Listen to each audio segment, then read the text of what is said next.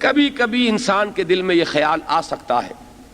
جسے بھی اللہ نے کوئی توفیق دی ہو،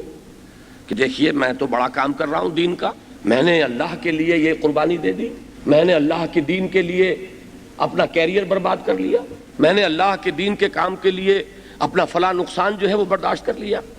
تو ظاہر بات ہے کہ شیطان کا تو ہر وقت ہمارے ساتھ ایک معاملہ ہے، لہذا اس کی ہمیشہ کوشش ہوگی کہ کہیں نہ کہیں سے ان کی نیت کے اندر، ان کی سوچ میں،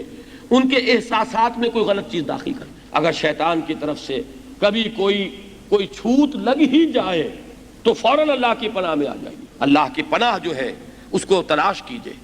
تو یہ بات آپ غور کیجئے، یہاں فرمایا وَمَنْ جَاهَدَ فَإِنَّمَا يُجَاهِدُ لِنَفْسِهِ،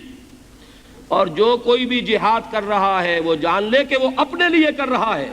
ان اللہ لغنی عن العالمین، اللہ تعالیٰ تو تمام جہانوں سے بے نیاز ہے اور بے پرواہ ہے۔ یہ نہ سمجھنا کہ تم ہم پر احسان کر رہے ہو، یہ نہ سمجھنا کہ ہمارا دین تمہارا محتاج ہے، تم ہمارے دین کے محتاج ہو۔ یہ بات ہم اس سے پہلے پڑھ چکے ہیں سورہ حجرات میں بھی، کہ اے نبی یہ آپ پر احسان دھرتے ہیں کہ ہم ایمان لے آئے، یمنون علیک ان اسلموا قل لا تمنوا علی اسلامکم، اے نبی ان سے کہہ دیجئے مجھ پر کوئی احسان نہ دھرو اپنے ایمان اور اسلام کا، بل اللہ یمن علیکم ان ہداکم للایمان، اللہ تم پر احسان جتلاتا ہے کہ اس نے تمہیں ایمان کا راستہ دکھایا، اللہ کا احسان ہے۔ تو احسان مانو، بڑا پیارا شعر ہے فارسی کا، منت منہ کے خدمت سلطان ہمی کنی، منت شناسزو کہ بخدمت بداشتت۔ تم یہ نہ سمجھو کہ تمہارا کوئی احسان ہے کہ بادشاہ کی خدمت کر رہے ہو، بادشاہ کا احسان مانو کہ اس نے تمہیں اپنی خدمت کا موقع دیا ہے۔ تو وہ سلطان ارض و سما، اس نے اگر قبول کر لیا کسی کو اپنے دین کی خدمت کے لیے تو وہ اس کا احسان مانے، نہ یہ کہ وہ یہ سمجھے کہ میں کوئی احسان کر رہا ہوں اللہ پر، یا میں کوئی احسان کر رہا ہوں رسول پر، یا میں کوئی احسان کر رہا ہوں اللہ کے دین پر، بلکہ یہ کہ یہ تمام چیز اگر کوئی کر رہا ہے تو اپنے لیے کر رہا ہے،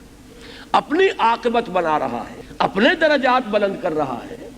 اپنی مغفرت کا سامان فراہم کر رہا ہے۔ لہذا یہ ہے دوسری سوچ کہ کہیں بھی کسی ایسے شخص کے دل میں اس قسم کا خیال، اور شیطان کو اس قسم کا جو ہے وسوسہ اس کے دل میں پیدا نہ کرنے پائے۔